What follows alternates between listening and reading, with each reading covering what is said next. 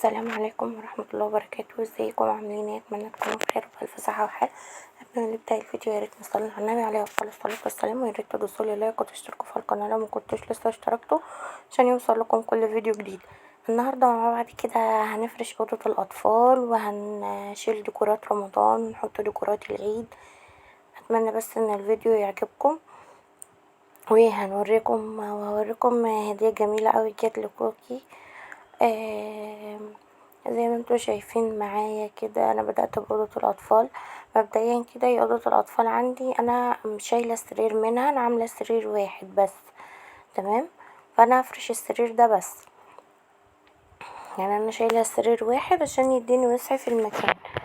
تمام، زي ما انتوا شايفين كده انا هفرش الطقم ده حلو قوي، متطرز كله كده وجميل جدا جدا جدا. ممكن يكون ستايله قديم شوية مش زي بتوع اليومين دول.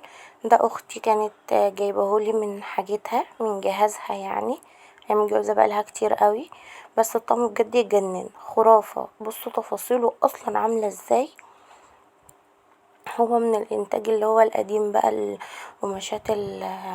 القماشات النظيفة القديمة بتاعت زمان دي.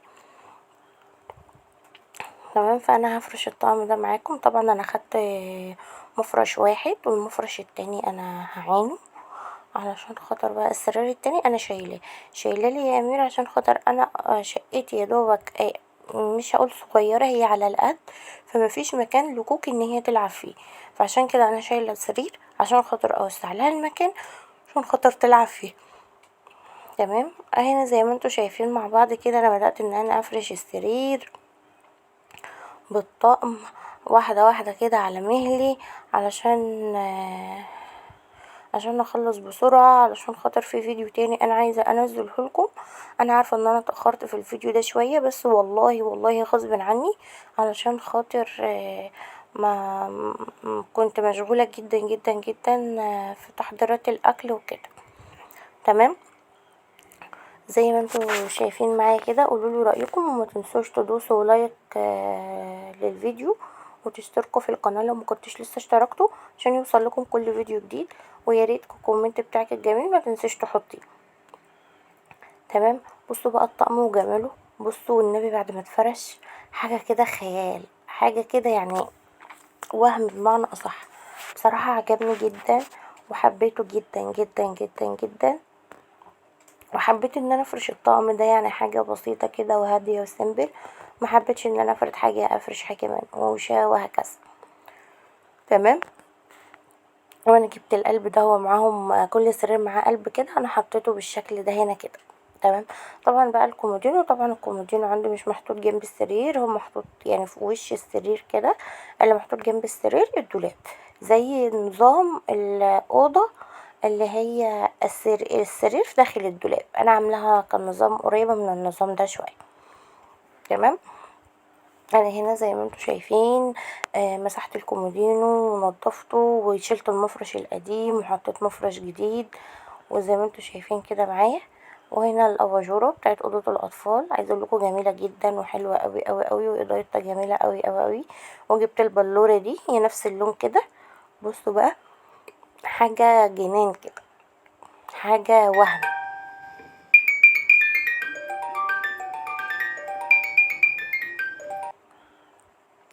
وهنا بقى مع بعض كده ده الديكور اللي فوق السرير. انا عامله فوق كل سرير كده حاجه زي شباكين بالجبسن بورد وفي اضاءه، فانا بمسحه وبنضفه وهفرش فيه المناديل الخرز، واحط فيه الانتيكات بتاعته، وبرده همسح شباك السرير. والستاره دي ستاره على شباك ما بين السريرين كده. الديكور حلو قوي وجميل قوي، بس يعني ايه، نقدر نقول اتبهدل شويه او اتهد او يعني اتقل شوية شكله بعد ما غيرنا نظام الأوضة لسرير واحد، بس هو برضو متبهدلتش قوي. تمام، وزي ما انتوا شايفين هنا الأوضة خلصت معايا، ادي السرير وادي شكل تفاصيل الطقم، بصوا حاجة كده حلوة جدا.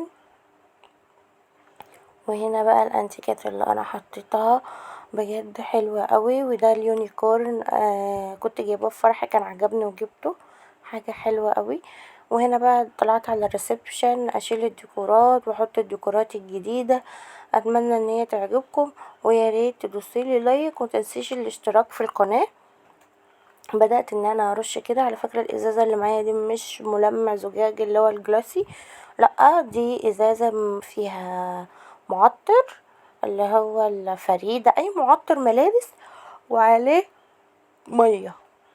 تمام زي ما انتوا شايفين كده. وانا برضو جيت برضو الديكور ده برضو شلت الحاجات دي برضو كانت زينة رمضان، انا كنت حاطاه بس ما صورتش معاكم يعني. السنة الجاية ان شاء الله نعملها مع بعض على خير، وينعاد علينا الايام الجميلة المباركة ديت على خير. بدأت ان انا ارش وامسح كده مع بعض، وبقيت ان انا اجيب المناديل وافرشها واحدة واحدة كده واحط وارجع الانتيكات تاني. ده الحامل بتاع الريموتات، وده اللي هو القمر الديكور، والمفروض ان هو بينور، المفروض يعني ان هو بينور. وديت كمان المبخرة بتاعتي حلوة جدا وبحب شكلها قوي. انا حطيت هنا كده بالشكل ده، وكمان هنا بصوا بقى المنظر. بصوا انا حطيت كده بالشكل ده عندي الديكور اللي تحت الشاشة. تمام ودي الركنة. وهنا بقى الديكورات انا زي ما قلت لكم انا هفرش الديكورات، اشيل ديكورات رمضان واحط ديكورات العيد. مش بنضف معاكم لان انا نضفت وخلصت من فترة بس ما صورتش. تمام يعني واحدة واحدة كده نبدأ نعمل مع بعض روتينات، وتقولولي الفيديوهات اللي انتوا حبيتوها مني وحبيت اعملها لكم ايا كانت هي، مشتريات، فلوجات، روتينات، اكلات كده. تمام. وهنا برضو كانت عند الترابيزة، انا حاطه الترابيزة هنا يعني في وش باب الشقة مسنودة على الحيطة دي، هي في وش باب الشقة على طول. وانا حاطه جنبها غسالة الاطفال كده عشان بس ايه متقولوش انت حاطه الغسالة ليه هنا، عشان هي ملهاش مكان خالص. ولو حطيتها في الحمام صغير شوية فبتضايقني. معلش هنا وانا بمسح الكوبس النور قاد، النور الاضاءة يعني قادت. تمام زي ما انتوا شايفين. هنا بقى شلنا الفانوس الكبير ده، الفانوس اللي كان جاي الكوكي في عيد ميلادها. اللي ما شافش فيديو عيد ميلادها والهدايا يروح يشوفه فورا، انه هيعجبكم جدا. وانا اكتفيت بس ان انا احط المناديل. وهنا كانت الجزامة برضو شلت الديكورات اللي عليها والفوانيس والشمعدان ده زي ما انتوا شايفين كده. وبرضو هرش بالمعطر والمية وهمسح كده زي ما انتوا شايفين معايا، يعني تلميعة خفيفة كده وروتين بسيط وخفيف وظريف حبيت ان انا اعمله معاكم واوريهولكم يعني. وبرضو رجعت الشمعدان تاني مكانه بالشكل ده، حاجة هادية ورقيقة. وبرضو جبت الشمع الالكتروني ده علشان خاطر احطه واعمله عليه، شكله هيبقى خرافة في الاخر. بصوا بقى المنظر الجميل، بصوا بقى.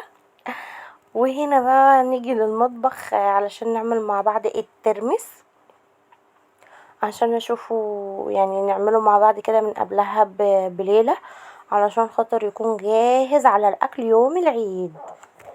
تمام. انا هنا ماما كانت جايبالي نص كوبايه، انا هاخد كوبايه واحده بس عايزه اقول لكم ان انا رجعت زودت شويه كمان صغيرين في الحله.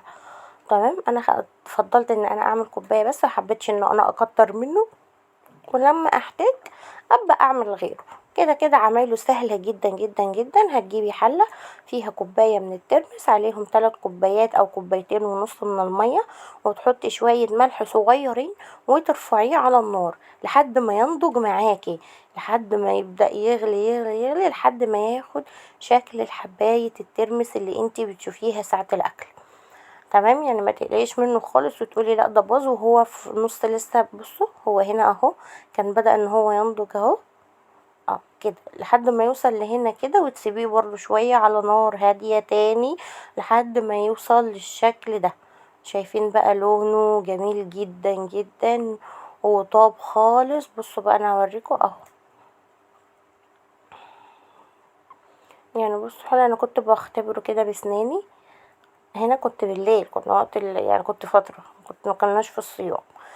وهنا كان طاب وخلص وانا صفيته كده، وجبت العلبة اللي انا هحطه فيها، حطيت فيها يعني نصها كده مية ومعلقتين من الملح، وقعدت اقلب وادوب فيه جدا جدا لحد ما داب. وبعدين معلش السلقوكة كانت جاية على الستاند فحشتها. وبعدين اقوم جايه حاطاه فيه كده وفي التلاجة، ولما تيجي تطلعيه ترشي عليه شوية ملح بشطة بليمون، هيبقى احلى ترمس عملتيه في حياتك. سهل جدا وبسيط جدا ومش محتاج عقد خالص. تمام، يعني تحطي عليه في التقديم شطة وملح وليمون وشكرا. هنا بقى تعالوا اوريكم الهدية اللي جات لكوكي. انا رجعت هنا لأوضة الاطفال، ودي الهدية اللي جات لها. عمها يعني نزل من السفر وجابها لها، هو جاب لها الطقم ده. بصوا بقى تفاصيله كده، هو شكله حلو جدا، طقم كاجوال كده، بس هو للأسف كبير عليها شوية، بس مش مشكلة يعني عادي، ملبستوش السنة دي تلبسه السنة الجاية. الحاجة لما تبقى كبيرة احسن لما تبقى صغيرة. هو بالشكل كده زي ما انتوا شايفين، عليه فيونكات، عليه التطريز بالخيط ده حلو جدا جدا جدا، وظهره من كده بالمنظر اللي انتوا شايفينه ده، وهو من تحت كده باستك. طبعا هو يعني لما يبقى على قدها هيبقى مظبوط جدا في اللبس، وهبقى اوريهولكم. وده البنطلون اللي هو جابه، حلو جدا، واللكرة بتاعه حلوة قوي. تسلم ايدك يا عم وربنا يخليك لينا.